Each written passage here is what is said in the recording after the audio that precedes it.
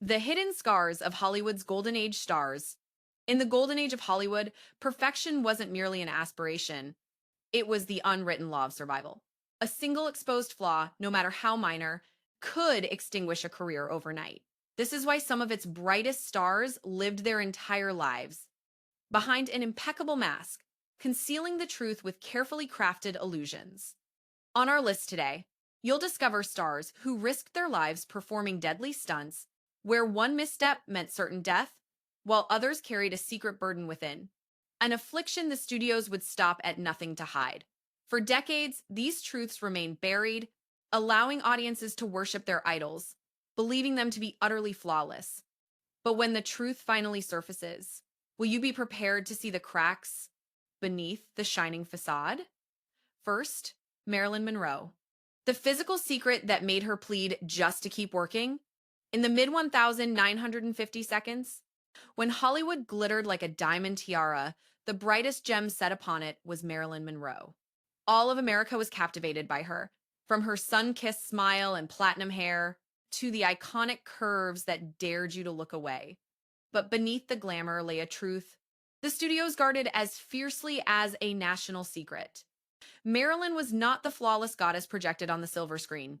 She was born with a minor deformity in one foot, which sometimes gave her a slightly uneven walk. In daily life, it was hardly an issue, but in Hollywood, where every inch of the body was intensely scrutinized under harsh lights, this was a flaw that could not be permitted to exist. Producers forced Marilyn to practice poses for hours, contorting her body to the point of agony, ensuring every step on camera was perfect. More agonizingly, she suffered from endometriosis, a condition that brought stabbing abdominal pains without warning, sometimes even in the middle of a scene. On one occasion, just as the director yelled cut, Marilyn had to brace herself against a wall, sweat bleeding through her makeup. But an assistant merely whispered, "You have to keep going. They're all waiting for you." Marilyn's entire career became an intricate dance between breathtaking allure and excruciating pain. The glamorous gowns, the flashing lights, the on-screen kisses, they all formed a mask to hide a fragile body and an exhausted heart. So, when the news of her death at 36 hit the world like a shockwave, everyone was stunned.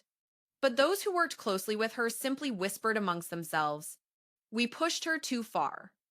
Next, the king of cowboys, John Wayne, will reveal the extraordinary resilience of a man who lost a part of his body but still became an immortal icon of American cinema. John Wayne lost a lung yet continued to command the silver screen. If Hollywood ever had an invincible icon, it was John Wayne, a towering figure at nearly 6'4", with a booming voice and the posture of a horseman riding tall through the western plains. But few knew that behind this image of the rugged frontiersman was a body missing a piece essential for survival. In 1964, John Wayne endured a grueling surgery to remove an entire lung and two ribs following a cancer diagnosis. At the time, for an action hero to lose the power of a lung was widely considered a career death sentence, but Wayne flatly refused to accept his fate. Less than a year later, he was back on set, riding horses, firing guns, and throwing punches in fight scenes, all without a stunt double. On the screen, audiences still saw Wayne striding confidently through sandstorms. Off screen, he had to retrain himself to breathe, relying solely on his remaining lung. During one long take filmed at a high altitude, Wayne nearly collapsed from oxygen deprivation, yet he simply motioned to the cameraman, "Keep rolling, we're almost there." John Wayne never concealed his illness. On the contrary, he battled cancer openly, making public appearances to encourage people to get screened early. And it was this image of a cowboy, both tough enough to stare down death and human enough to face it, that made Wayne a legend far beyond film. Elizabeth Taylor, a woman with rare violet eyes and a history of life-threatening surgeries. If eyes are the windows to the soul, then Elizabeth Taylor's were like two violet gems, a sight so unique, Hollywood had never seen anything like it. Her beauty was so rare that scientists attributed it to an exceptionally rare recessive gene found in only a handful of people worldwide. But those captivating eyes belonged to a body that was far more delicate than the world ever knew. From the day she was born, Elizabeth battled a congenital heart defect and scoliosis. As a child, she often spent months confined to her bed, suffering from pain and complications. Doctors once urged her family to strictly limit her physical activities, but then Hollywood came calling. And once she stepped into the glare of the studio lights, Elizabeth never allowed herself a moment of weakness. She stood tall and proud in glamorous gowns, hiding a rigid back brace underneath. On days she filmed dance sequences, every twirl felt like a knife twisting in her spine, yet she smiled as if nothing was amiss. That delicate frame would endure dozens of operations throughout her life, including major heart surgery. Many recall Elizabeth appearing on the red carpet just days after a serious procedure, her makeup flawless, poised to face the barrage of camera flashes. It was this stunning contrast between her divine beauty and her profound physical fragility that forged the legend of Elizabeth Taylor, a woman worshipped by Hollywood, yet who spent her entire life battling illness. And if Elizabeth Taylor's story touched you, the next star, James Dean, will reveal the heartbreaking fragility of youth, of a flame that had only just begun to burn brightly before it was extinguished in one tragic instant. James Dean, living with both impaired vision and hearing. In the mid 1950 seconds, as the image of the teenage rebel exploded onto American screens, James Dean emerged like a bolt of lightning. With just three films, Rebel Without a Cause, East of Eden, and Giant, he became the icon of an entire generation. But very few knew that since his youth, Dean had been living with two impairments that Hollywood kept hidden from the public. He was so severely nearsighted that he was nearly unable to clearly make out people's faces from just a few feet away. To compound this, a childhood accident had left him partially deaf in his left ear. This meant that on a film set, he had to meticulously memorize the positions of his co stars and learn to read lips to ensure he never missed a cue. In many of his high speed scenes, particularly the driving sequences, Dean was practically acting blind, guided by memory and pure instinct. Perhaps it was these very limitations that forged Dean's signature: distant gaze and cool, detached manner qualities audiences interpreted as part of his artistic genius. But in reality, they were the result of the immense mental effort he exerted to compensate for the gaps in his sight and hearing. On the 30th of September 1955, James Dean was driving his Porsche 550 Spider down a California highway. A sudden curve, another car, and in a matter of seconds, Hollywood lost its two 4-year-old star.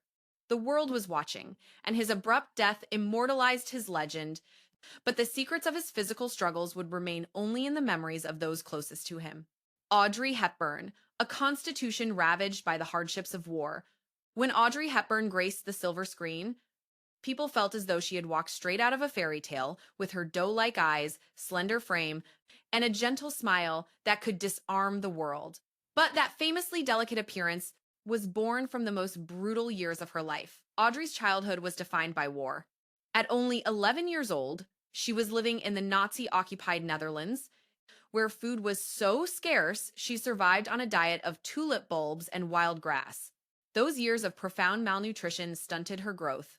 While her height developed, her body remained frail, her immune system was compromised, and she suffered from permanent stomach damage. Even after becoming a global star in Breakfast at Tiffany's and Roman Holiday, Audrey was often plagued by stomach pain and exhaustion between takes. Yet the audience never once saw her falter. Instead, she transformed her perceived fragility into a new ideal of elegance and beauty, a stark contrast to the voluptuous figures popular in that era. She once famously said, "The beauty of a woman is not in a facial mode, but the true beauty in a woman is reflected in her soul." Perhaps that is why, despite her delicate health, Audrey Hepburn shone more brilliantly than any spotlight, not just in her films, but in her tireless humanitarian work later in life.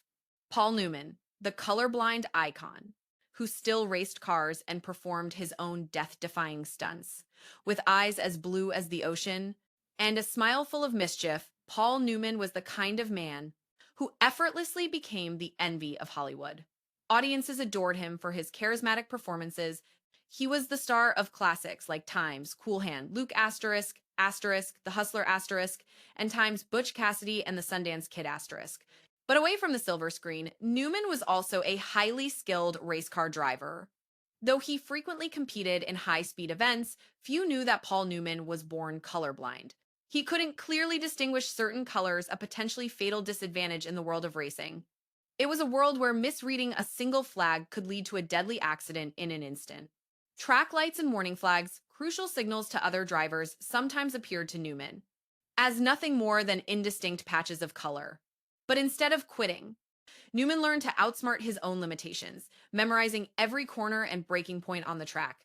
He relied entirely on the feel of the steering wheel, the roar of the engine, and the vibrations of the car to know precisely when to accelerate or slam on the brakes. His teammates would later recall that Newman drove as if he had radar built into his head. Even more astonishingly, at the age of 70, he stood on the winner's podium at the grueling 24 hours of Daytona, becoming one of the oldest drivers ever to claim such a victory. For Paul Newman, color blindness wasn't a barrier. It was the very reason. He had to prove that speed belongs to the heart and courage, not just the eyes.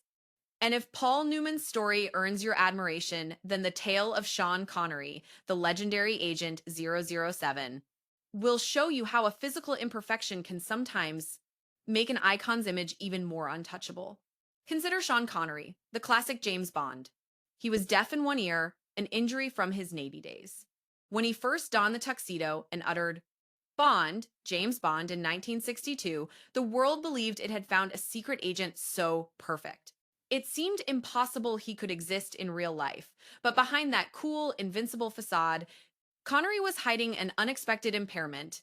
During his service in the Royal Navy, Connery had suffered a severe injury to his right ear, resulting in total hearing loss on that side. This meant that on a bustling film set, he could only hear dialogue and direction from one side. It was a serious handicap, especially in action scenes that demanded lightning-fast reflexes. Co-stars later recalled that Connery would often subtly adjust his position to hear his lines better, or would discreetly read lips during crowded scenes. And yet, audiences never noticed a thing. On screen, he still caught the faint sound of gunfire, heard footsteps approaching from afar, and struck before his enemies could even react. Pure 007, Connery himself never considered his hearing loss a weakness. He once famously said, "If you focus on what's left, you won't have time to dwell on what's lost." Perhaps it was that very focus that made him not only the first James Bond, but the most iconic Bond in the hearts of millions. Then there was Steve McQueen, the king of cool. His battle was with a deadly cancer, suspected to have been caused by asbestos on his own film sets. In the 1,960 seconds and 70 seconds, no one could touch Steve McQueen's title as the king of cool. From Times Bullet, Times to Times, The Great Escape asterisk, he was the very embodiment of defiance, speed, and danger.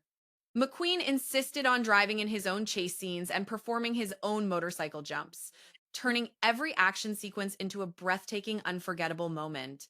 But at the absolute peak of his career, an invisible enemy was quietly emerging.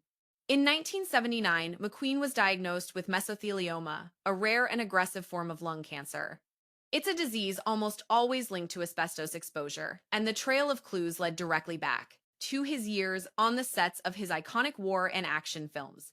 McQueen had often worn fire retardant suits and worked in environments that were filled with asbestos dust, something that no one at the time considered particularly dangerous. The cruelty of mesothelioma is that it shows no mercy. By the time it was detected, the disease was already in its advanced stages. But McQueen did not surrender.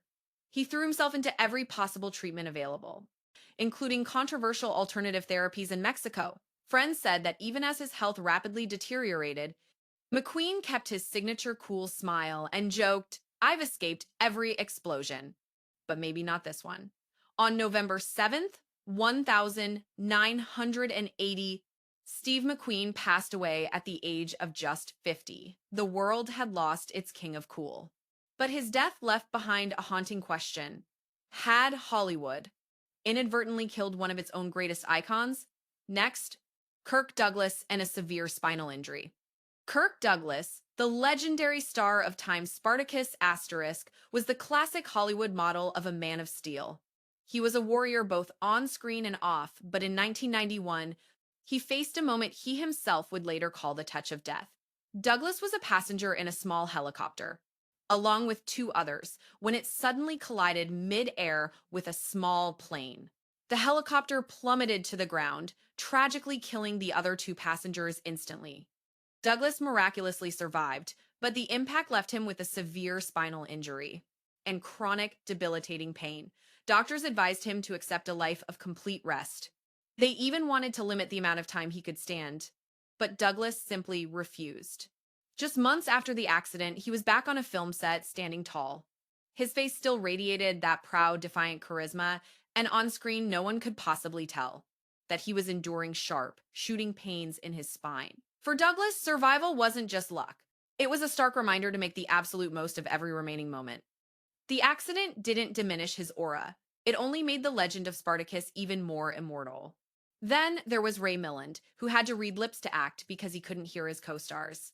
Ray Milland won an Oscar for Time's The Lost Weekend asterisk, but many audiences of a certain age remember him as the quintessential officer, pilot, and adventure hero in countless war films, as well as westerns and detective movies. Few knew Milland battled a silent disability throughout his entire career, having lost nearly all hearing in one of his ears. The injury was sustained while he was serving in the Royal Air Force, a result of exposure to explosions and the high-intensity noise of jet engines. As a result, on set, Milland could only hear clearly from one side. In chaotic action scenes, especially those involving shooting or flying, this meant he had to judge the direction of sounds almost entirely with his eyes and instincts. To hide his condition, Milland mastered the art of lip reading to perfection, which allowed him to interact seamlessly with his co-stars without ever revealing his secret. Even in scenes with loud background noise or distant camera setups, he delivered his lines flawlessly, as if he could hear every single word. That sheer determination earned Milland not only the admiration of audiences, but also the complete trust of his directors, who felt confident casting him in dangerous scenes where a single mistake could be fatal. And so, until the very end of his career, few ever knew that one of cinema's great heroes had often been performing in a world of near complete silence. But if Ray Milland chose to remain silent about his disability, fellow actor Rock Hudson lived with another kind of secret, one that would only come to light in his final days, shaking both Hollywood and the entire nation. Rock Hudson, who hid his AIDS diagnosis until he was near death, standing at 6'4" with a handsome face and a warm smile. Rock Hudson was the dream man for millions of American women. From Time's magnificent obsession times to Time's pillow talk asterisk, he was the very epitome of romance and sophistication.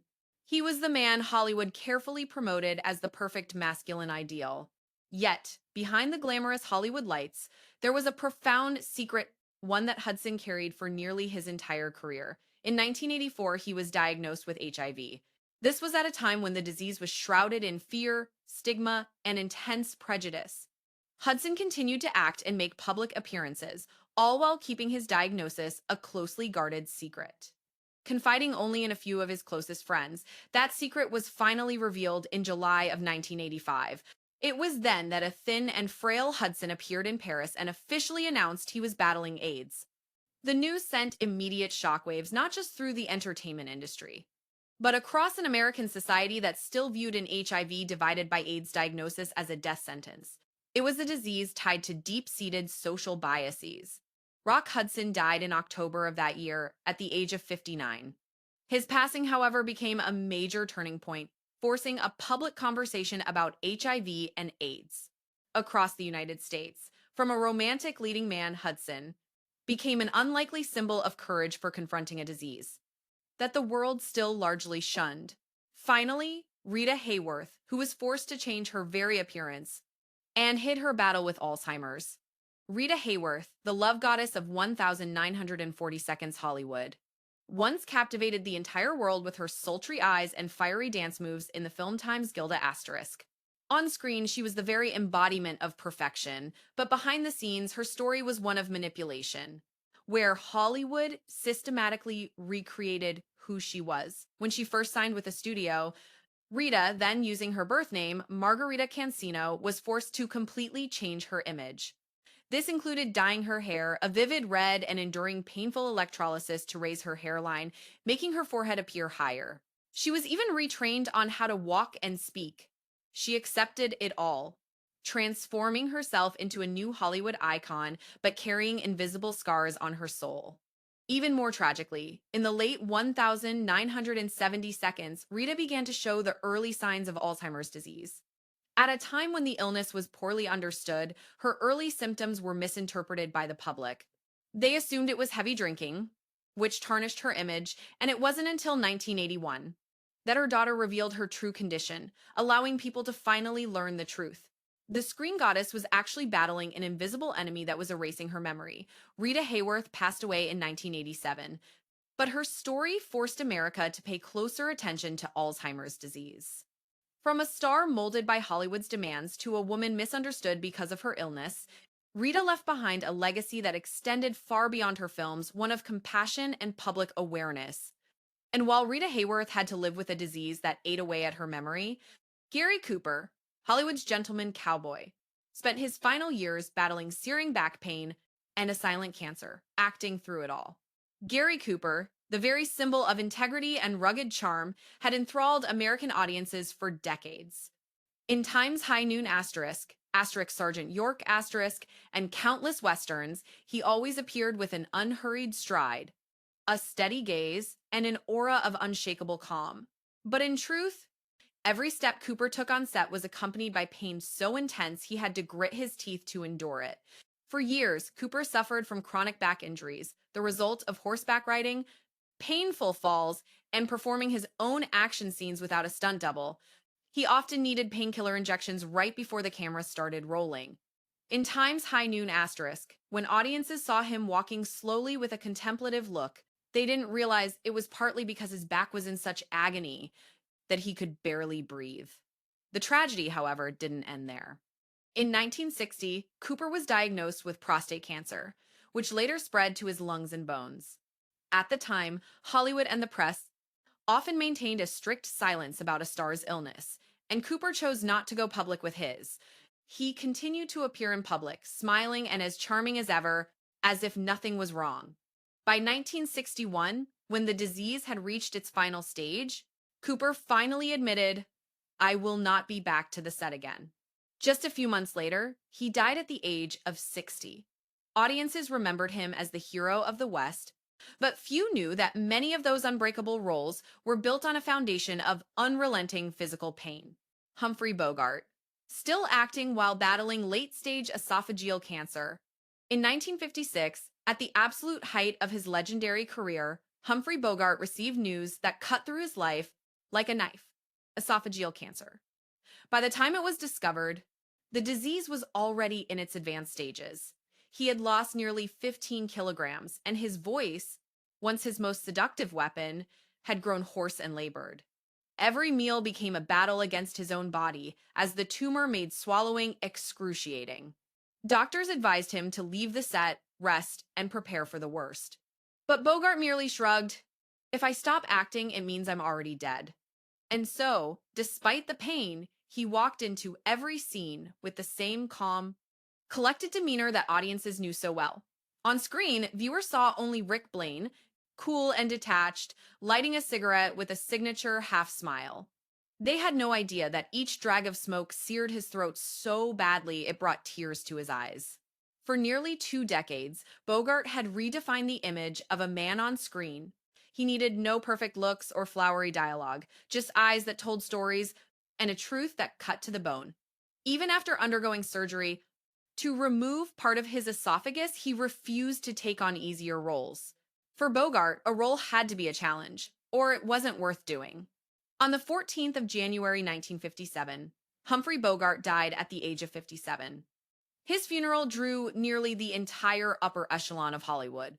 At the service, Katharine Hepburn, his co-star and closest friend, said something that left everyone choking back tears. He left the way he lived, never letting anything dim his style. Charlton Heston, hiding Alzheimer's for many years. On the 9th of August 2002, Charlton Heston stepped up to a podium in a room packed with reporters. He smiled, his eyes still carrying the same confidence as when he held the reins in Time's Ben-Hur asterisk. But his voice was slow, as if he was trying to hold on to every single word.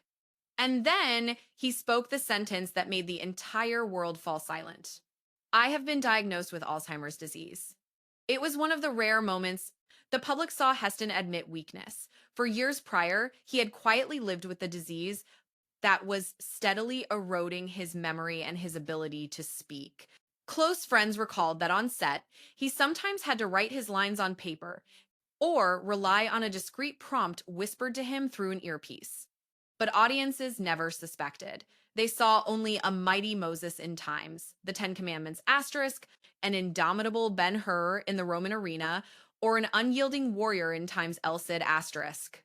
Hollywood is notoriously unforgiving of any sign of frailty, especially in its leading men who are meant to embody strength. Heston understood this better than anyone. He kept taking roles, still standing in front of the camera, relying on the muscle memory built over decades to cover the growing gaps in his mind. When he chose to go public, Heston wasn't seeking pity. He wanted to turn his personal story into a call for awareness about Alzheimer's, a disease that, at the time, was still hidden away by many families out of shame. The image of Ben-Hur facing the truth head-on became one of the most courageous moments in Hollywood history. Ingrid Bergman, fighting cancer, while enduring a scandal that shook the world. Ingrid Bergman, the woman with deep, soulful eyes and a voice that captivated audiences in time's Casablanca asterisk, was once revered by both Hollywood and Europe as a goddess of the silver screen.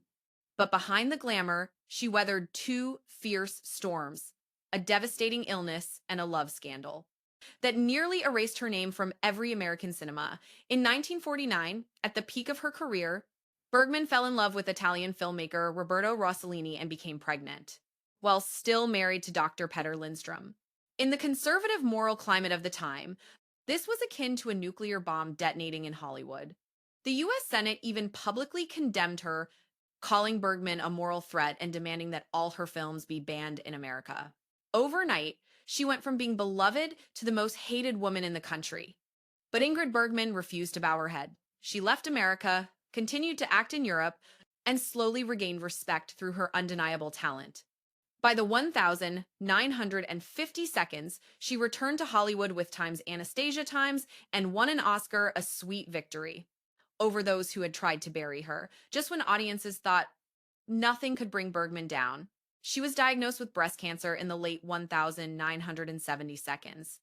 For years, she kept acting, taking on demanding stage roles, and concealing the toll of chemotherapy.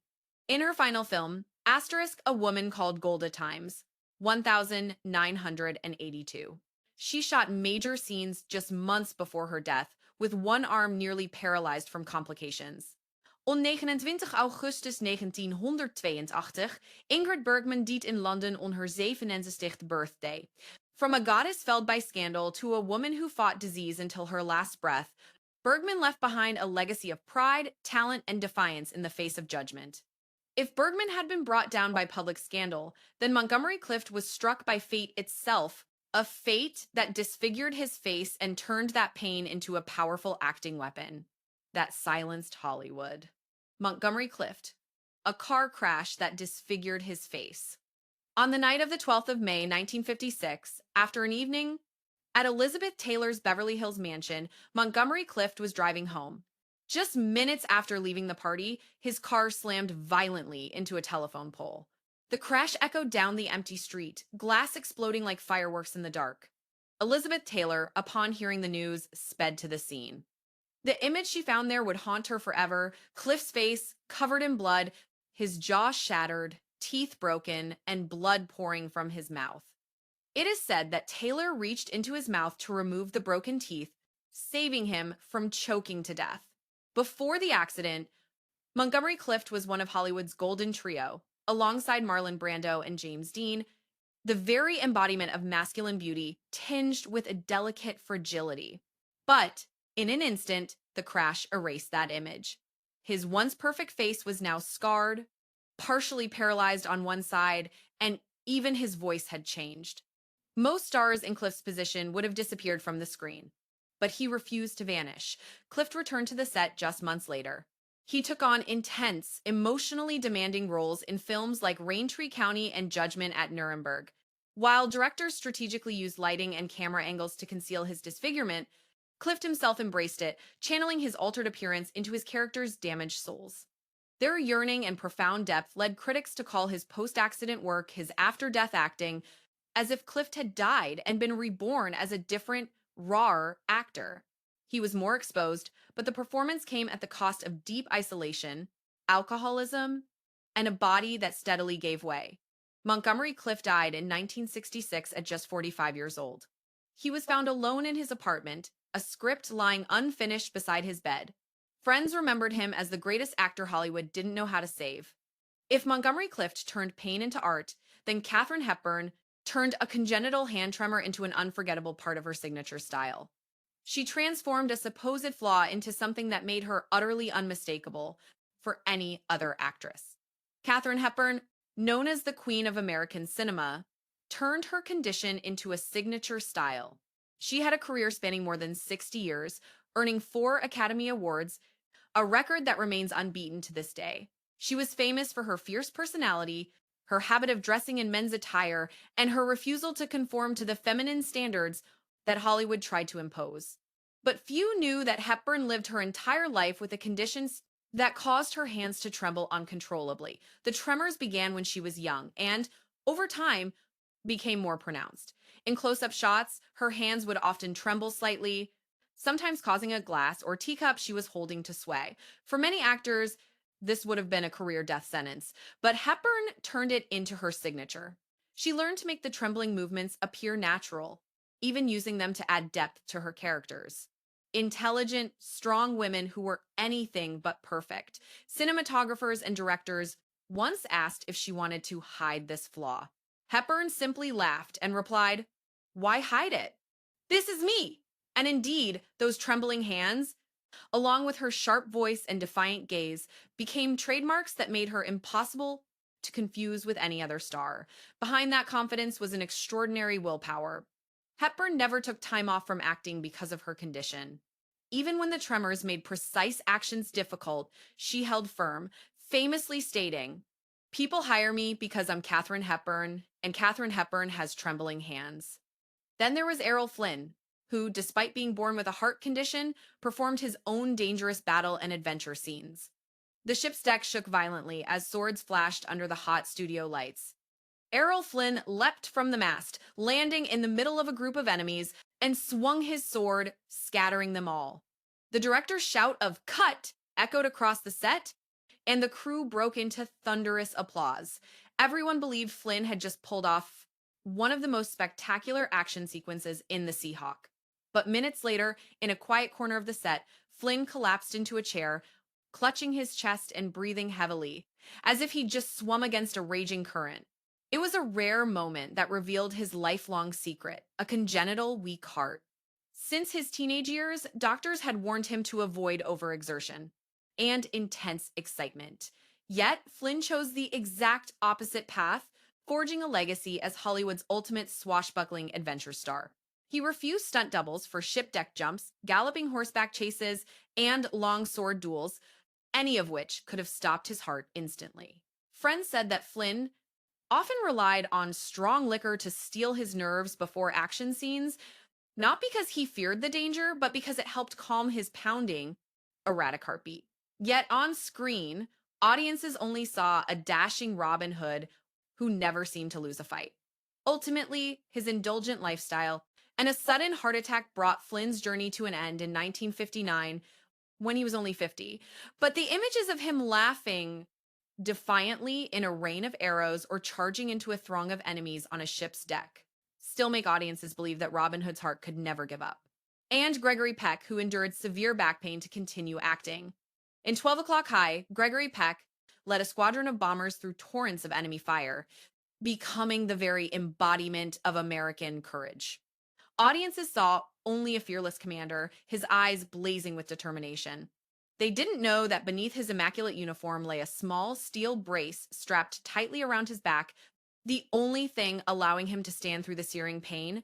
In his youth, Peck had suffered a debilitating spinal injury from a serious fall off a horse. Doctors had warned him, "You won't be able to handle high speed, horseback riding, or heavy lifting.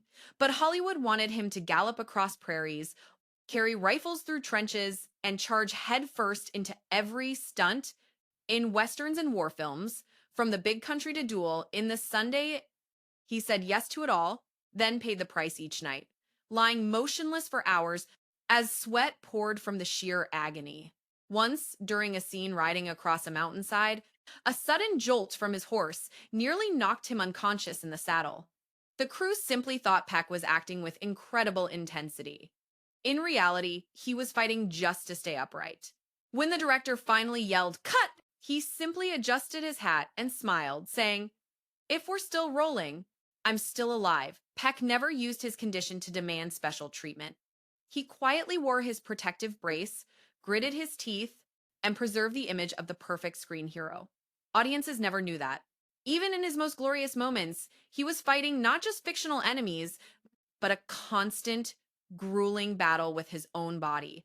The spotlight can make us believe in absolute perfection, but the truth is, no one walks through life without scars.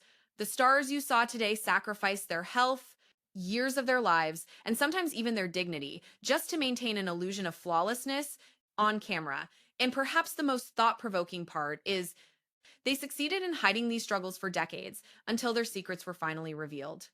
So, what about you?